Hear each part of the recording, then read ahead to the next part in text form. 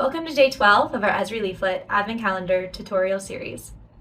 Today we'll be diving into customizing feature properties programmatically. We'll start with the feature layer code we discussed in day 3. Here we have the capability of adding or deleting features. I'll go ahead and comment out the delete feature portion and only focus on updating added features. Now, when a user clicks on a feature in our Haunted Places feature layer, we'll grab the city's current value. If the city's value is null, or in other words hasn't been set yet, I'll go ahead and set its value to anything that I wish. I'll then log this in the console to ensure that my changes have been set. I'll go ahead and open this up in the browser.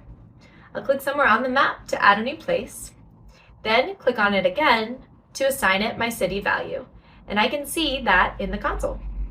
Now for today's challenge, get creative and find some actual haunted places that may be missing from this dataset, or create your own dataset with interesting facts. Share your creations in the comments below.